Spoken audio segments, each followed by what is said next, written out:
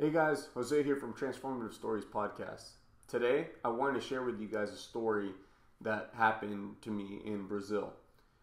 So, in 2015, I spent some time out in Brazil as a part of a master's program, and on this day, I got the opportunity to go over to the Amazon, which was a really cool experience.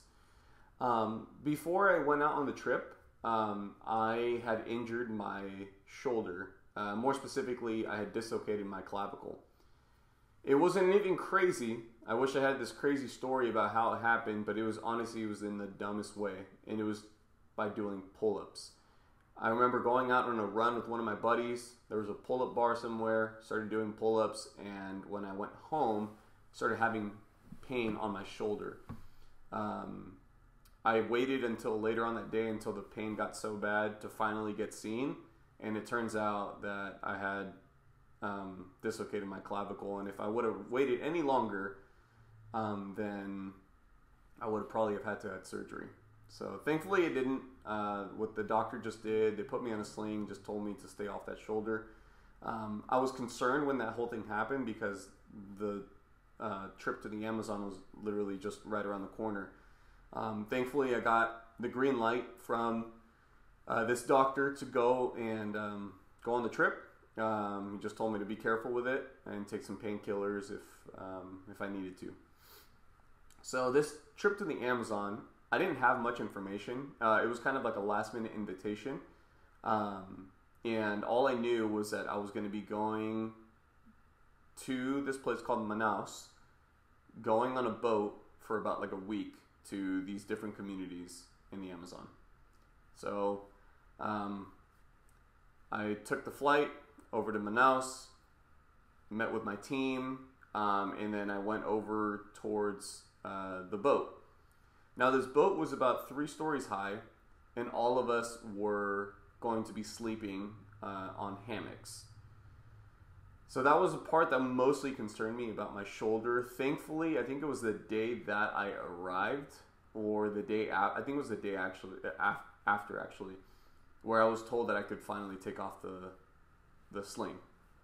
So the group consisted of people from the church, but people from the church, they had different skills. Some people were dentists, some people had a medical background, some people worked in a pharmacy, so they were distributing medicine to people. Others were barbers, and others were working with the children's ministry. I didn't know how to cut hair. I was not a medic. I was not a dentist. So I got stuck, thankfully, with the children's ministry. So I had the opportunity to dress up like a clown and go and do these fun activities with children in these communities. So I don't remember which community this story happened in. All I know is that the first community that we went to was it felt like almost like a day boat ride to this first community.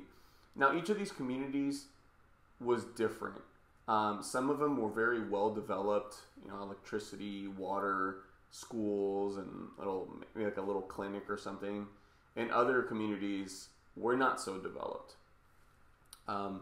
This particular community that we went to, we were doing different activities with people, and I was with the kids at the time. I remember my team, the team of clowns, was doing some kind of activity with the kids, some songs and stories, and one kid stood out to me.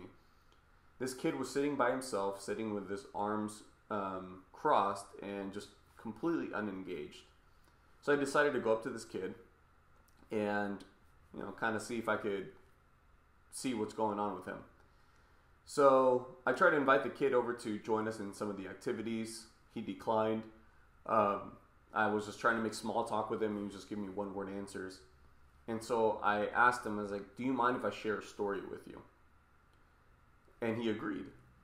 So I started sharing about creation, started going through Genesis 1 with him, and then I was going to eventually lead into the story of Jesus and why Jesus had come here to this earth.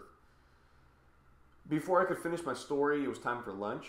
So I made my way back to the boat, but before I said, before I left to the boat, I said, hey, I'm not going to leave here until I finish my story with you. I promise you. And it was probably about once or twice that this kid had reminded me. He said, hey, I want to hear the rest of that story. I want to hear the rest of that story. So I assured him, I am not going to leave until I finish that story with you.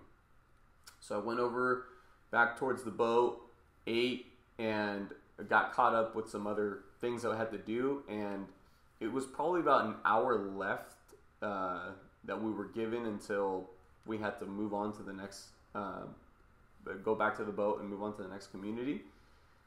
And so I remember I approached the kid again, and this time he was accompanied by 3 other people. So three other kids.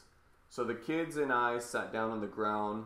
I started kind of catching everybody up to speed about what I had shared with this little boy. And one of the girls chimed in and said, I know that story. So I said, okay, then share it. So she shared basically what I was going to share with the kids, but in her own way, and I kind of got to chime in a little bit. So as this girl was talking, I felt that there was a kid or somebody in that group that had some kind of physical pain. I didn't know what it was, but I kind of felt the need to ask them if they had any pain. So I offered to pray for the kids, and then I also had said, and I feel that there might be one or more of you here in this group that has some kind of physical pain, and I would like to pray for you. So the girl that had been sharing the story, she spoke up and said, that's me. I have a pain in my wrist. I injured it playing soccer.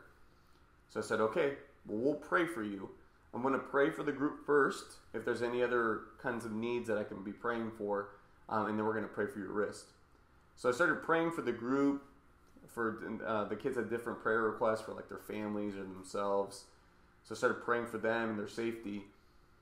And as I was praying, I felt the need to ask the kid next to me to pray over this little girl. So when I finished praying, I asked the little boy next to me, I said, hey, how do you feel about praying for this girl, for her wrist? And he was very hesitant. He's like, no, I don't. I've never prayed before. I don't know what to do. And I kind of tried to calm him down a little bit and just said, hey, talk to God like you're talking to me right now, right? This girl has a pain in her wrist and she wants it to go away. You think you could ask God to take away that pain from her? And he said, okay. So I asked the girl to give me her hand. I put her hand on the palm of my hand, and I asked the boy to place his hand on her wrist and pray for her. So this little boy, just very hesitant, he says in a calm voice, he says, God, I pray that you heal my friend. Amen. It wasn't any crazy prayer. It wasn't an extended prayer or anything like that. It was literally just, God, I pray that you heal my friend. Amen. So everybody opened up their eyes. I looked over at the girl, asked her how her wrist was feeling, and she was moving it, and she just started laughing and said, my wrist is healed. I don't feel any pain. So I was really excited. I ended up giving everybody a hug and making my way back over towards the boat. And I remember sharing the story with some of the people and just being very excited. And one of the biggest takeaways from this day is that God could literally use anybody to do extraordinary things. God is looking for people willing to go and to step out in faith to do these very uncomfortable things, and God works through people. God works through his people. On this day, God used this little boy to pray a very simple prayer for this little girl and took away her pain. And it was just such an amazing thing. And I want to leave you guys with that. Right? I know a lot of the time some people can feel very inadequate They feel like they're not good enough. They're constantly thinking, like comparing themselves to other people and saying, oh, I wish I could be here. I should be doing this. I should be doing that. I'm guilty of that. I'm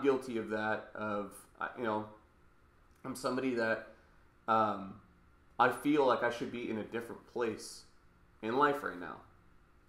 And it's hard to be okay with where you're at. And again, when you start comparing yourself to other people, to other people's life, other people's stages in life, it really starts to get to your head, right? But talking from a place of being a follower of Jesus, and you hear other people experiencing miracles, seeing these really supernatural things, God is looking for those willing people to carry his name, to go out into all of the areas, all his unreached areas, and do crazy things. Now, these kinds of healings, these kinds of supernatural things don't just happen overseas, right? It doesn't just happen in Brazil. It doesn't just happen in the Amazon. These things go on everywhere. But you got to be willing to step out in faith, to do uncomfortable things, to not put any limitations on God. And you got to be willing to say yes.